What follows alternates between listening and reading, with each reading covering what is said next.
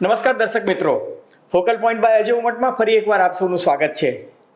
શું Donald Trump અને ચીન વચ્ચે સમાધાનના અણસાર પ્રાપ્ત થઈ રહ્યા છે?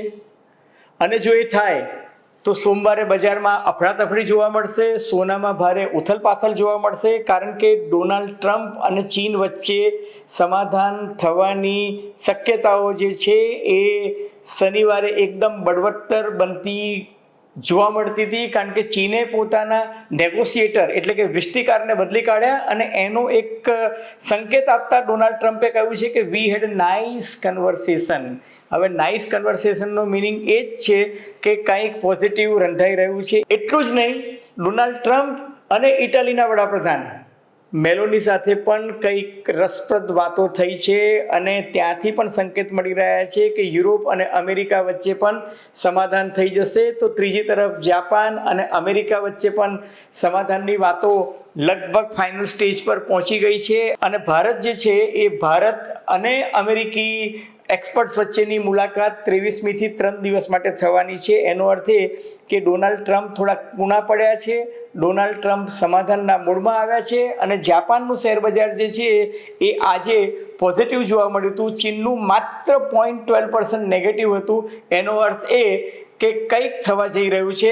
આ તમામ મુદ્દાની ચર્ચા આજે આપણે કરીશું ફોકલ પોઈન્ટ બાય અજય ઉમટમાં. પરંતુ એ પહેલાં મારી આપ સૌને નમ્ર વિનંતી છે કે જો તમને આ એપિસોડ ગમે તો મહેરબાની કરીને એને લાઇક કરજો, શેર કરજો, સબસ્ક્રાઇબ કરજો અને હા, પેલું બેલ આઇકોનનું બટન જે છે દબાવવાનું ભૂલતા નહીં, જેથી તમને અમારા નવા વિડીયોઝ જે આવે એના નોટિફિકેશન્સ મળતા રહે.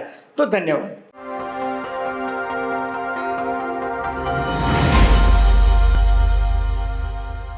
મિત્રો, ગુજરાતીમાં એક કહેવત છે ને કે સૌ સારું જેનો અંત સારો. હવે એક જમાનામાં ભારતમાં એવું કહેવાતું કે મોસ્કોમાં વરસાદ પડે ને તો ભારતના કેટલાક નેતાઓ છત્રી ખોલતા હતા, કારણ કે એટલા બધા સામ્યવાદી રંગે રંગાયેલા હતા. આજે પરિસ્થિતિ એવી છે કે અમેરિકી રાષ્ટ્રપ્રમુખ ડોનાલ્ડ ટ્રમ્પ વોશિંગ્ટનમાંથી એક ટ્વીટ કરે ને તો આખી દુનિયામાં શેર બજાર, સોનું, ડોલર, રૂપિયો બધામાં ભયંકર ઉથલપાથલ જોવા મળે છે. હવે થયું છે એવું કે ગુડ ફ્રાઈડેને કારણે અમેરિકા, યુરોપ અને દુનિયાના મોટાભાગના દેશોમાં શેર બજાર જે છે બંધ હતા. યુરોપના શેર બજારોમાં તો મને એવું લાગે છે હજુ પણ એક સપ્તાહ સુધી ઈસ્ટરનો જે પર્વ ચાલી રહ્યો છે એનું વેકેશન રહેશે. પરંતુ દુનિયામાં માત્ર 2 જ શેર બજાર જે છે એ આજે ચાલુ હતા. એક જાપાન અને બીજું શાંઘાઈ. જાપાન એટલે કે ટોક્યોનું જે શેર માર્કેટ હતું એ આજે પોઝિટિવ 1%થી ઉપર ગયું.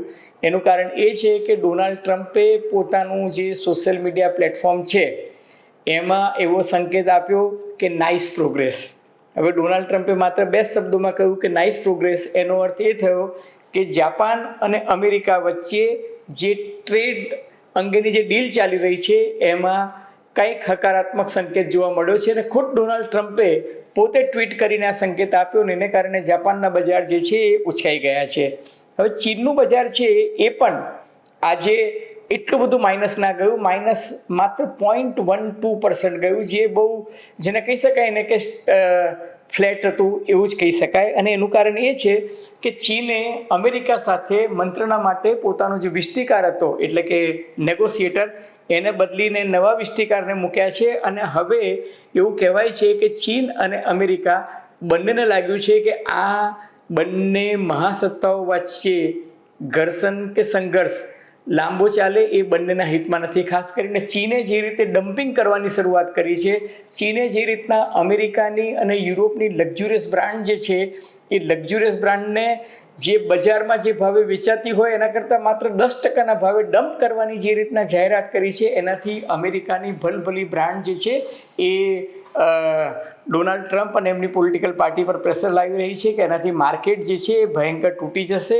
અને ચીન પાસે એટલો બધો માલ પડ્યો છે કે દુનિયાના તમામ બજારોમાં જો એ ડમ્પિંગ કરે તો આખી દુનિયાના અર્થતંત્ર પર એની બહુ જ વિપરીત અસર થઈ શકે છે. સાથોસાથ ડોનાલ્ડ ટ્રમ્પ અત્યારે બીજા મોરચા ખોલવા નથી માંગતા, કારણ કે ડોનાલ્ડ ટ્રમ્પને ખબર છે કે એમની સૌથી મોટી લડાઈ તો અમેરિકામાં ઘર આંગણે ફેડના જે ચેરમેન છે અમેરિકન ફેડરલ બેંક જે છે એ વ્યાજદર નક્કી કરે છે અને એના ચેરમેન પોવેલ જે છે એ વ્યાજદરમાં ઘટાડો કરવા માંગતા નથી. એટલે ટ્રમ્પ દુનિયાભર સાથે ભલે ટ્રેડ વોર કરે, ટેરિફ વોર કરે, પરંતુ જો ઘર આંગણે જ એમની જ અમેરિકન ફેડરલ બેંકના ચેરમેન જો એમની વાત ન માને અને જો વ્યાજદર ન ઘટાડે અને જો સ્ટેગ્નેશન અને ઇન્ફ્લેશન એટલે કે સ્ટેગફ્લેશનની જો સિચ્યુએશન આવે તો અમેરિકામાં તો મંદી આવે જ, પરંતુ અમેરિકા એ વિશ્વની 25% ઇકોનોમી પર કંટ્રોલ કરતો હોવાથી અમેરિકાની આડઅસર જે છે દુનિયાભરમાં આવે અને દુનિયાના ઘણા બધા તજજ્ઞો, ઇકોનોમિસ્ટ એ લોકોએ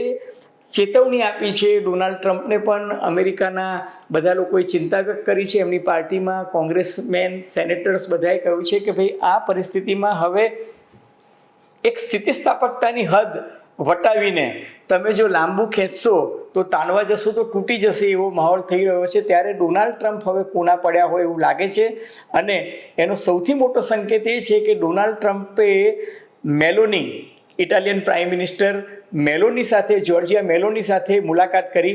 48 વર્ષની જોર્જિયા મેલોની જે છે એ સમગ્ર યુરોપના દેશો વતી જાણે ડોનાલ્ડ ટ્રમ્પ સાથે મંત્રણા કરવા આવી હોય એવું લાગ્યું અને અમેરિકી વ્હાઇટ હાઉસમાં, ઓવલ ઓફિસમાં બંને વચ્ચે એવું કહેવાય છે કે રસપ્રદ મુલાકાતો થઈ, વર્કિંગ લંચ પણ થયું અને એ મુલાકાત પછી ડોનાલ્ડ ટ્રમ્પે પત્રકારો સાથેની વાતચીત કરતા વ્હાઇટ હાઉસમાં કહ્યું કે વી વિલ હેવ 100% ડીલ. હવે 100% ડીલની જો ડોનાલ્ડ ટ્રમ્પ પોતે જ જાહેરાત કરતો હોય તો એના સંકેત અમેરિકી માર્કેટમાં અને યુરોપના માર્કેટમાં પોઝિટિવ તો આવશે જ, પરંતુ એનો પ્રતિસાદ આપતા હકારાત્મક રીતે જોર્જિયા મેલોનીએ પણ કહ્યું કે અમારી વચ્ચેની મુલાકાત જે છે એ બહુ સફળ રહી છે, ફળદાયી નીવડી છે અને મને વિશ્વાસ છે કે એટલાન્ટિક સમુદ્ર જે છે એના બંને કાંઠે એટલે કે આ બાજુ યુરોપ અને બીજી બાજુ અમેરિકા વચ્ચે કોઈ ઝાઝો મતભેદ નહીં રહે.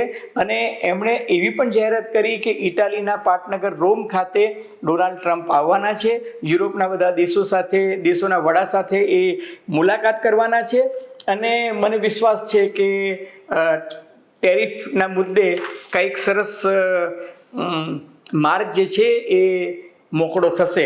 હવે એથી પણ આગળ મહત્વની વાત એ છે કે ડોનાલ્ડ ટ્રમ્પે બ્રિટિશ પ્રાઇમ મિનિસ્ટર કેર સ્ટારમર સાથે ટેલિફોનિક મંત્રણા કરી અને એ ટેલિફોનિક મંત્રણા પછી બંને દેશોના વડાએ એક પોઝિટિવ સિગ્નલ આપતા એવું કહ્યું છે કે અમારા વચ્ચે મંત્રણા જે છે એ બહુ જ સફળ નીવડી છે અને અમેરિકા અને બ્રિટન વચ્ચે ટ્રેડ વોરનો મામલો જે છે એનો કાંઈક સફળ ઉકેલ આવશે. હવે જો ભારતની વાત કરું તો ભારતની જે કોમર્સ મિનિસ્ટ્રીની ટીમ જે છે એ 23મીએ અમેરિકામાં વોશિંગ્ટન ખાતે તેમના કોમર્સ મિનિસ્ટ્રી સાથે મંત્રણા કરવાની છે.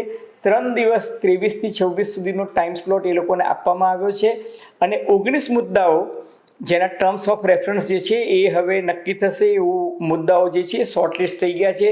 Tariff, non tariff, trade related મંત્રણાઓ અને જેને કહી શકાય ને કે કસ્ટમ્સની બાબતે બધું ક્લેરિટી જે છે એ લગભગ આવી જશે. એટલે ભારત અને અમેરિકા વચ્ચે પણ મંત્રણા સફળ રહેશે એવા સંકેતો મળી રહ્યા છે. એલોન મસ્ક અને વડાપ્રધાન નરેન્દ્ર મોદી વચ્ચે પણ જે વાતચીત થઈ એના પણ હકારાત્મક પરિણામો જોવા મળે છે. એલોન મસ્ક જે છે એ ટૂંક સમયમાં ભારત આવી રહ્યા છે. એટલે એવું લાગી રહ્યું છે કે માહોલ જે છે એ સુધરી રહ્યો છે અને ડોનાલ્ડ ટ્રમ્પ પણ થોડા કૂણા પડ્યા છે. સૌ સારું એનો અંત સારો એવું મેં શરૂઆતમાં કહ્યું, પરંતુ જો આ સ્થિતિ હોય, ડોનાલ્ડ ટ્રમ્પ અને ચીન વચ્ચેની મંત્રણા સફળ થવાની હોય અને યુરોપના દેશો સાથે અમેરિકાના સંબંધો સુધરવાના હોય, ભારત સહિત બીજા નાના મોટા બધા જ દેશો સાથે હકારાત્મક પ્રતિસાદ મળવાનો હોય તો શક્ય છે કે સોમવારે શેર બજાર સડસડાટ ઉપર પણ જાય. અને જો ડોનાલ્ડ ટ્રમ્પ અને ચીન વચ્ચે કંઈક વાકું પડે અને ડોનાલ્ડ ટ્રમ્પનો ભરોસો ન કરી શકાય, કાંઈક એવું નિવેદન કે ટ્રમ્પના ટ્વીટ પોતાના કંઈ ભરોસો ન કરી શકાય, કારણ કે ડોનાલ્ડ ટ્રમ્પ ટ્વીટના માધ્યમથી કંઈક એવું નિવેદન કરી નાખે તો બજાર નીચે પણ આવી શકે. ટૂંકમાં બજારમાં અફડાતફડી તો થઈ શકે, પરંતુ એક બીજું મહત્વનું અવલોકન એ પણ છે કે જો શેર બજાર ઉપર જાય તો સોનું જે છે એ કદાચ નીચે આવી શકે. કારણ કે જો શેર બજારમાં સ્ટેબિલિટી આવવાની હોય અથવા તો શેર બજારને એક પોઝિટિવ સંકેત મળતો હોય અને જો આ ટેરિફ વોર અટકવાનું હોય, ટ્રેડ વોર અટકવાનું હોય, બે મહાસત્તા વચ્ચેની લડાઈમાં કદાચ પૂર્ણવિરામ મુકાવવાનું હોય તો સોનું જે રીતના ઉપર તેજી પર ગયું છે એ સોનું કદાચ નીચે આવી પણ શકે. અલબત્ત આ બધી વાતો જો અને તોની છે. સોમવારે શું થશે એ તો બજાર ખુલ્યા પછી ખબર પડશે, પરંતુ એટલું ચોક્કસ લાગે છે કે અત્યારે કંઈક હકારાત્મક માહોલ છે અને આપણે પ્રાર્થના કરીએ કે બધું સારું થાય. દેખો આગે આગે દેખો હોતા હે ક્યાં. મિત્રો, તમને ફોકલ પોઈન્ટ બાય અજય ઉમટનો આ એપિસોડ ગમ્યો હોય તો મહેરબાની કરીને લાઇક કરજો, શેર કરજો, સબસ્ક્રાઇબ કરજો. અને આપ શું માનો છો, મંત્રણા સફળ થશે? બે મહાસત્તાઓ વચ્ચેનું યુદ્ધનો અંત આવશે? તમારી ટિપ્પણી, તમારા અવલોકન અમને ગમશે. ધન્યવાદ, ખૂબ ખૂબ આભાર.